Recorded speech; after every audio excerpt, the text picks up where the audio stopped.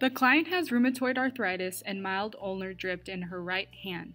She is able to bring her fingers back to a neutral position with her other hand passively, but she cannot maintain this position on her own. She is concerned that her fingers will stay that way permanently.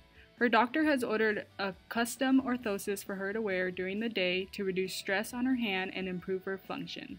The orthosis is an MCP joint anti-ulnar drift. The rationale is to correct the deformity and protect the MCP joints. The thermoplastic material characteristics are 1/12 of an inch of thickness, microperforated, moderate resistance to stretch, maximum conformability, with memory, and coating with a fast activation time. Fabrication tips will be discussed throughout the fabrication process. Position the client. Make sure the client's radius and ulna are aligned with no deviation at the wrist. Position the client's wrist crease at the edge of the paper towel. Outline the client's hand and mark the following landmarks. Ulnar head, just proximal to the 5th digit PIP joint, just proximal to the 2nd digit PIP joint, and the radial styloid. Keep in mind where the thumb is positioned. Remove the client's hand from the paper. Using a finger width to measure approximately 3 finger widths from the 2nd and 5th digit landmarks. Draw straight lines as shown to the edge of the paper proximally. Draw a horizontal line from the 2nd PIP to the 5th PIP. The line should be slanted to reflect the distal palmar crease. For the thumb hole, measure 1 finger width from the line on the thumb side and 1 finger width from the bottom of the pattern from the thumb side. Complete the circle. Cut the pattern. Check the fit of the pattern. Make sure the wrist is free and can move. The distal part of the pattern should cover up to just proximal to the PIP joints. On the dorsal aspect of the hand, the pattern should cover the 5th metacarpal and 2nd metacarpal. You can cut off any excess after molding.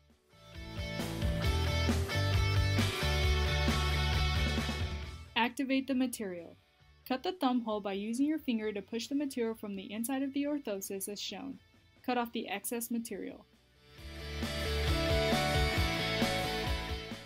Roll the edges of the thumb hole out. Check the temperature of the material against your client's skin. Position the client in supination and slight wrist extension, with the MCPs in neutral. Place the activated material on your client's hand. Stretch the thumb hole to expose the thenar muscles. Conform the material to the client's hand.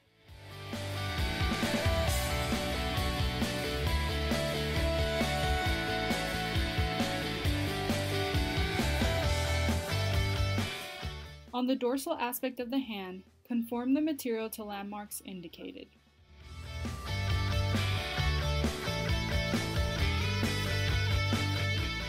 Creating the finger hooks. Cut a piece of Orthosis material in half, about 1 inch in diameter.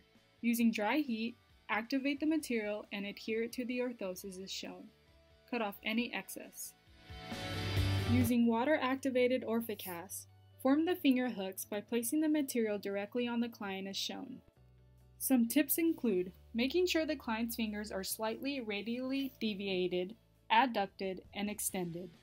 Leave enough material between each finger to fold over the top of the proximal bone shaft to ensure radial orientation of the fingers. These will look like little hoods. Wait until the material dries.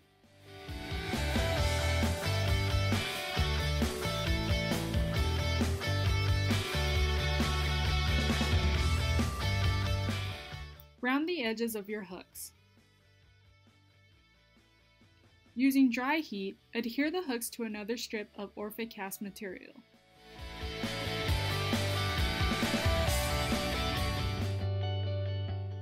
Then, use dry heat again to adhere the Orthosis onto the orthosis. Apply pressure. Use 2 straps, one to secure the MCPs and the other to secure the metacarpal bones. Round all corners of the Velcro straps.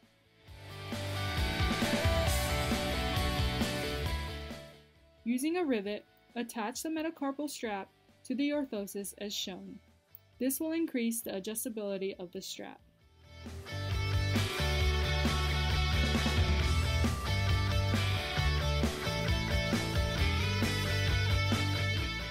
Attach Velcro hooks to the orthosis. Using another rivet, attach the MCP strap to the orthosis as shown. Round and smooth all edges, and check the fit of the orthosis. Place the client's hand in the orthosis and secure the straps, making sure the Velcro hooks are completely covered. Check the placement of the straps. They should cover the MCP joints and metacarpals as shown. The client should be able to radially and ulnarly deviate with ease, extend and flex with ease, as well as move their thumb and flex their PIP-DIP joints freely.